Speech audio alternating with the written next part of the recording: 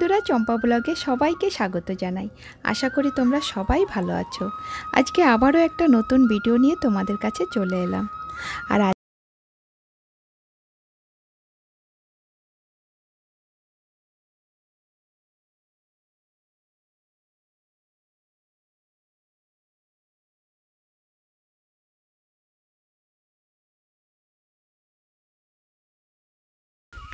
दो साल हो गया, अभी तक फूल नहीं आया। यहाँ पे आने का टाइम हो गया। उसमें ना एक टायर बांधने প্রথমে তোমাদেরকে নিয়ে এলাম মংলুটানের একটা জায়গাতে। আমাদের বাড়ির থেকে প্রায় 25 থেকে 27 কিলোমিটার দূরে। আর এখানে আসতে গেলে প্রথমে ভাতুবস্তি, গ্যারাচারমা, সিপিঘাট পার করে এই মংলুটানে আসতে হয়। আজকে আমার হাজব্যান্ড আর আরেকজন শিক্ষকের প্ল্যান ছিল মংলুটানে মাছ ধরতে যাওয়া। আর এই শিক্ষকের বাড়িটাও মংলুটানে। আর আমার হাজব্যান্ডের প্রথম অভিজ্ঞতা নৌকায় মাছ ধরতে যাওয়া।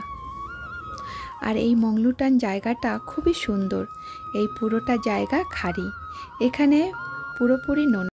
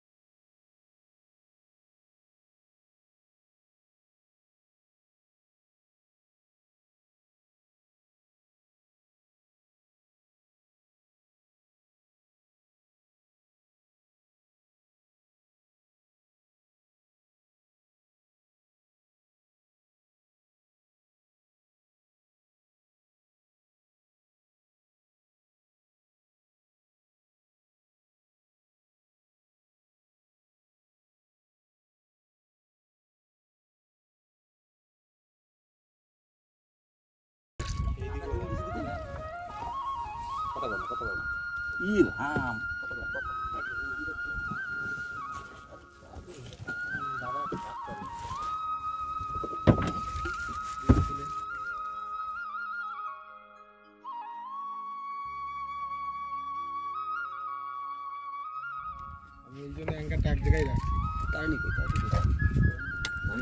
तार नहीं जगह जगह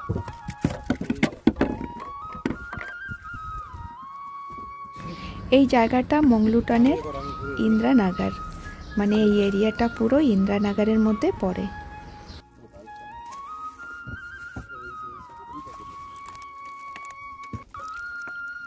একটা ছাড়া মারে না,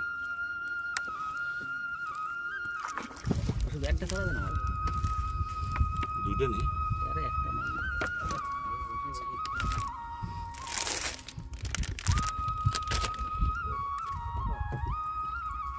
দেখো এই আঙ্গাটা কতটা কাদা হচ্ছে।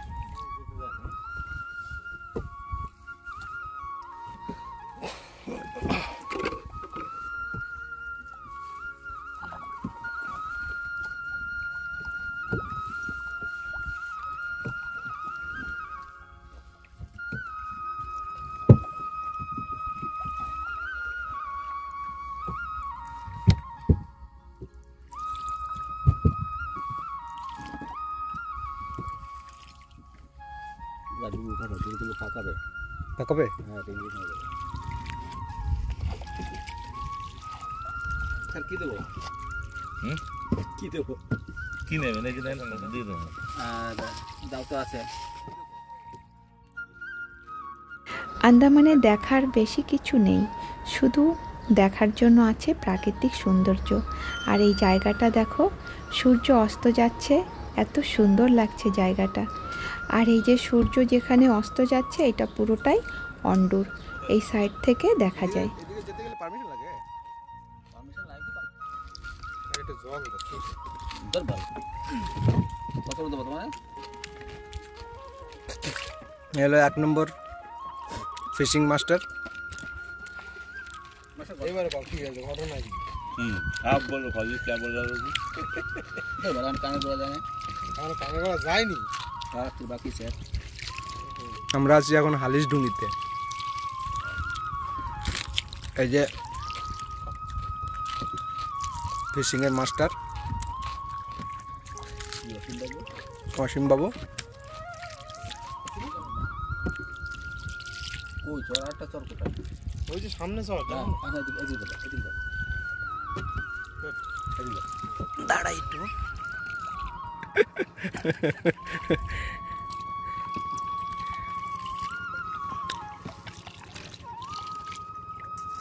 তুমি শুধু বলো এই সামনের চরের কোন দিক দিয়ে যাবো আমি? এই কিনার না, এটাই তোমার কাছে আনছি, তুমি এদিকে রেখে। এইখান থেকে দেখা যাচ্ছে দুটো নৌকা, আর এরা বেরিয়ে পড়েছে গুপ্তপাড়ার থেকে মাছ ধরার জন্য। আর এখানে বেশিরভাগ রাতেই মাছ পাওয়া যায়।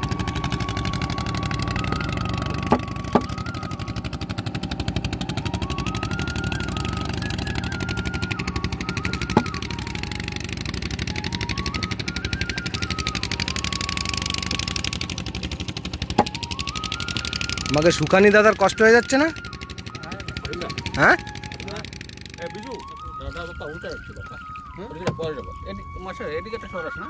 না না না, সিধা সিধা সিধা। তোমরা ডিরেকশন করে দেখি কোন চরে যাবো। এদিকে একটা চর আছে, আমরা এই চরের উপরে একটা ছোট্ট হালকা চর। হালকা চর বলছি, হালকা চর। হ্যাঁ ওইটাই তো বলবো। কোন দিকে তাই গো? ডুঙ্গি চরের দিকে উঠতেছে। চলে তো ওঠে না, চরের বাইরে যাচ্ছে। এটা পাথর নাকি না কাদা? এগুলো হালকা পাথর, হালকা পাথর। এবার আমরা গাড্ডা নেমে গেছি এবার। ওই গাড্ডা এসে গেছে। গাড্ডা গাড্ডা। এবার ওই রাইট সাইডে। হ্যাঁ এবার যে রুম আছে ওরুম ভাবে চালাও, ওরুম ভাবে চালো, ওরুম ভাবে চালো। চলো এভাবে চলো। 2 মিনিট গেলে হয়ে যাবে। 2-3 মিনিট মারো এভাবে। ওই তো সাপ টিকরি চলে উঠে যাবো রে মনে আমরা। এটা কি? এটা সাপ টিকরি? এদিকে ছিল। হ্যাঁ বেশি এটা করছে।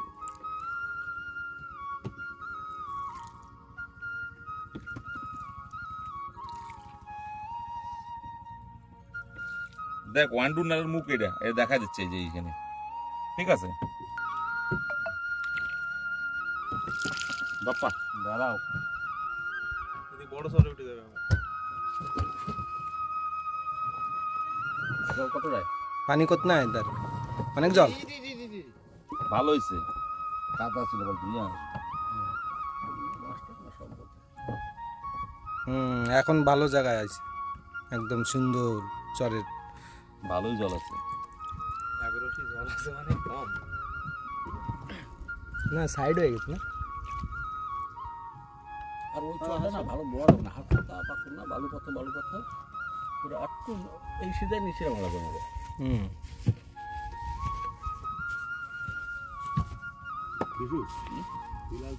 কি হলো হলো? হচ্ছে না, হচ্ছে না।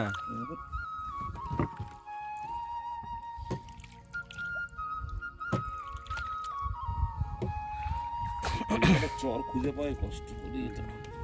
এই যাওয়া এনারা যখন মাছ ধরতে যায় তখন ফোনের জিপিআরএস ব্যবহার করে। জিপিআরএস এই জন্য ব্যবহার করা হয় যে সমুদ্রের মধ্যে হোক, খাড়ির মধ্যে হোক, কোথায় পাথরের চর পাওয়া যায় সেখানেই মাছ পাওয়া যায়। আমরা এখন যাচ্ছি আরেকটা দিকে, লঙ্গর তুলে দিচ্ছে আমাদের অসীম বাবু।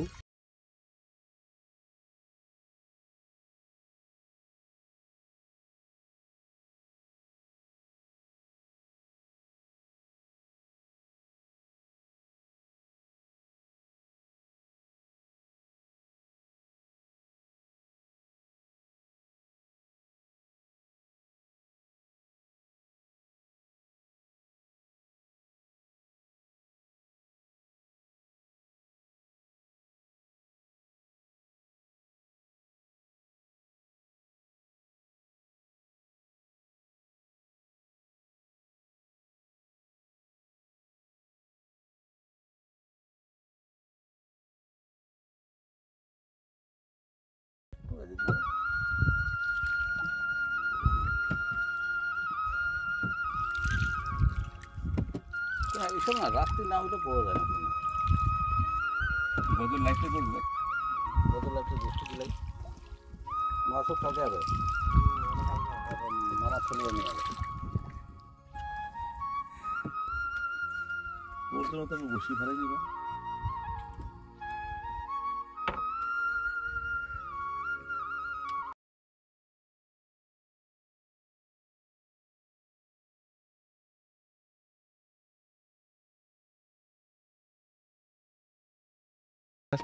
এই যে এবার আমরা চলে এলাম শহরের দিকে, আর এই জায়গাটার নাম হচ্ছে সিপি ঘাট। আর সিপি ঘাটের এই যে যত সমুদ্রের মতন তোমরা দেখতে পাচ্ছ, এটা আদৌ সমুদ্র ছিল না, এটা একসময় প্যাডিল্যান্ড ছিল। যখন 2004-এ সুনামি এসেছিল তখন এই প্যাডিল্যান্ডগুলো নোনা জল ঢুকে সবটা নষ্ট হয়ে গেছে। এরপর থেকেই এই জায়গাটা পরিণত হয়ে গেল মাছ ধরার একটা জায়গা হিসাবে। 2004-এ যখন সুনামি এসেছিল, এই সুনামিতে বহু ঘর বাড়ি জমি জায়গা নষ্ট হয়ে গেছিল। সুনামিতে সব থেকে জমি জায়গা নষ্ট হয়েছিল সিপিঘাট আর সোলদারি গ্রামে, আর সেগুলো তোমাদের সঙ্গে শেয়ার করেছি। পরবর্তী ভিডিওতে আরও তোমাদের সঙ্গে শেয়ার করব যে আরও কত জায়গা সুনামিতে নষ্ট হয়ে গেছিলো। এখানে যাদের ঘর বাড়ি জমি জায়গা ছিল ওনাদের সবাইকে সরকারের তরফ থেকে শেল্টার দেওয়া হয়েছে, আর ওখানে ওনারা বাস করছেন। কিন্তু এই সব জায়গা যাদের ছিল তাদেরই রয়েছে।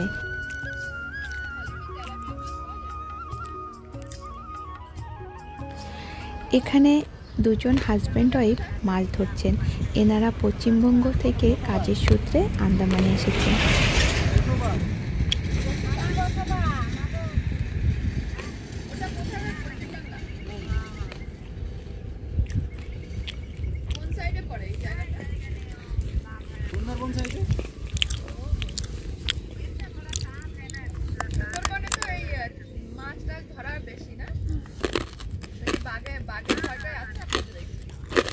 থাকবে না।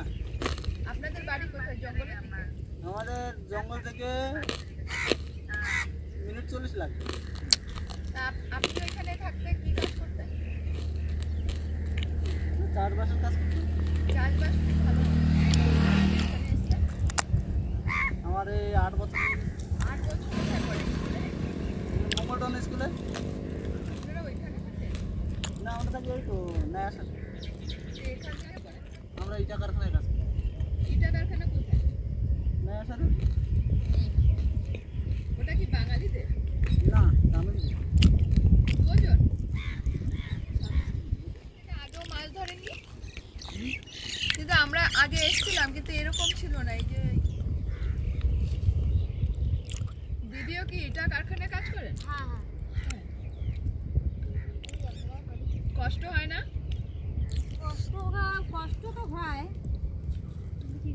গরিব মানুষ তো করে খেতে হবে না। তা বাচ্চারা কেন পড়াশোনা করবে? আমরা যদি পোর্ট ব্লেয়ারে দেখি তাহলে দেখতে পারবো যে পশ্চিমবাংলার বহু জায়গার থেকে বহু লোকজন এখানে কাজের সূত্রে এসেছেন আর ওনারা বহু বছর থেকে এখানে কাজ করছেন।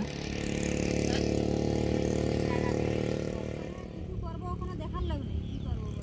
মানে দাদা একাই? ভাই আছে কিন্তু ভাইও বাইরে কাজ করে। তা আন্দামানে কোথাও একটু জায়গা টাগা করে নিন। ওই আছে সারাদিন খাটাখাটনি করার পরে তারপরে আসে এখানে মাছ ধরার জন্য, কারণ সবাই জানো যে আন্দামানের সমস্ত জিনিসপত্রের খুবই দাম। আর এখানে সবাই বহু দূর থেকে আসে উপার্জনের জন্য, সবাই চায় যে কিছু উপার্জন সেভ করে রাখা।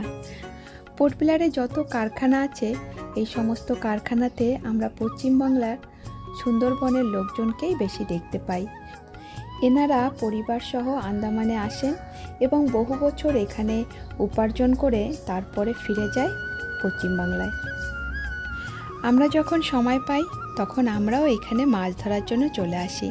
এখানে তেলাপিয়া, চিংড়ি সব কিছুই পাওয়া যায়, কিন্তু আগের মতন পাওয়া যায় না, এখন একটু কম পাওয়া যায়। আর বেশিরভাগটা রাত হলে চিংড়ি মাছটা পাওয়া যায়। আর এখানে বলতে পারো প্রতিটা মানুষের মধ্যে মাছ ধরার একটা শখ আছে, কারণ আমাদের যে আন্দামানটা এটা আমরা সমুদ্রের মাঝখানেই একটা ছোট ছোট আইল্যান্ডে বসবাস করি, যার জন্য সবার মধ্যে একটা মাছ ধরার খুবই শখ। এবার তোমাদেরকে নিয়ে এলাম পোর্ট ব্লেয়ারের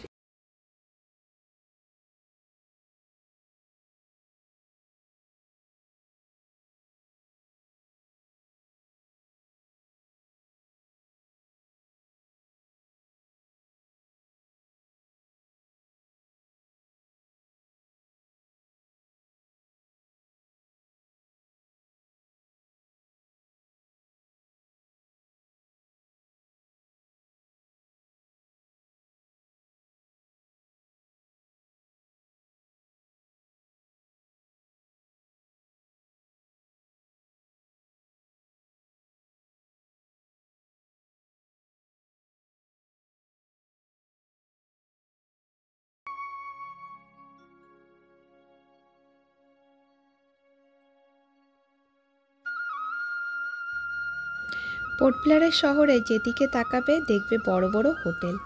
আর এই যে সমুদ্রের পাশের থেকে যে রাস্তাটা, এই রাস্তা দিয়েই আমরা কারওয়ান্স কবে যাওয়া আসা করি।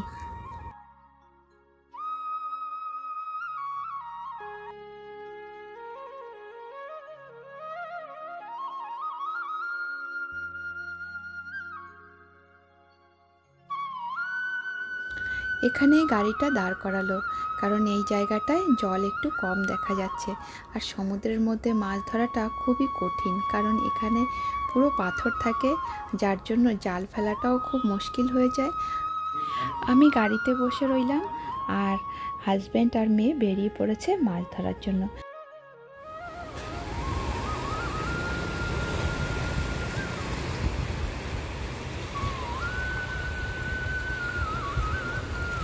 আজকের ভিডিওটা শ্যুট করছে আমার মেয়ে। সমুদ্রের জলটা যাতে রাস্তার উপরে না যেতে পারে, যার জন্য একটা বড় পাঁচিল দেওয়া রয়েছে। আমাদের সকলের সবথেকে প্রিয় জায়গাগুলো সব সময় হয় সমুদ্রের পাড়ে।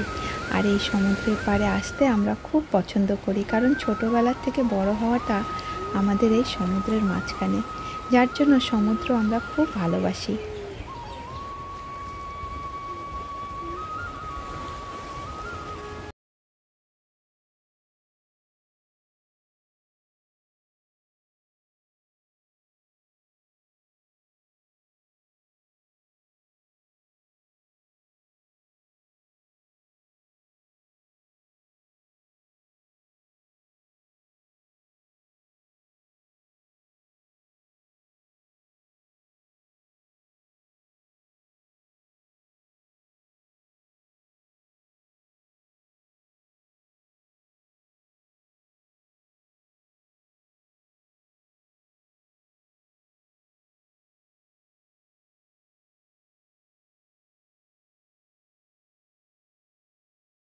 করার জন্য বেরিয়ে পড়েছে।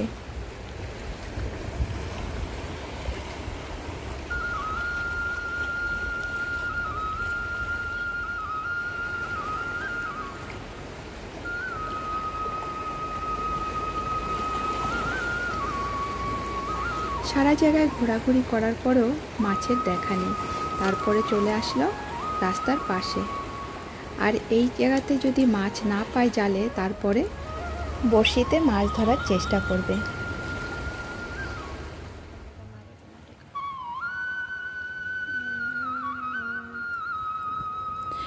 অনেকক্ষণ পরে কিছু মাছ হয়তো দেখতে পেল, যার জন্য জালটা ফেললো। আর এখানে প্রচুর পাথর, যার জন্য জালের ভিতর থেকে অনেক মাছ বেরিয়ে যায়।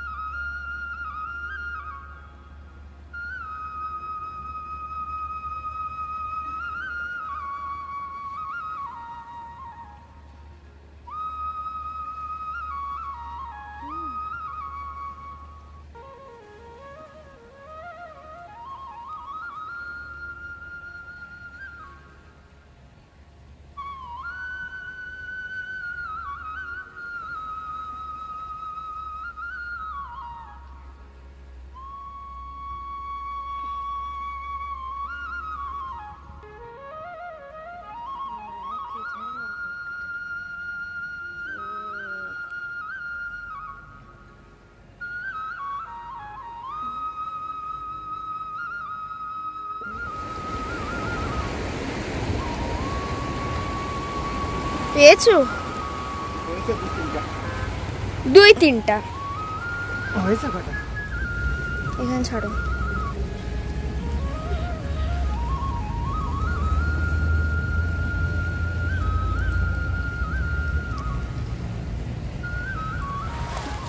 অলরেডি মরে গেছে। বাবারে, কাঁচ দেখি।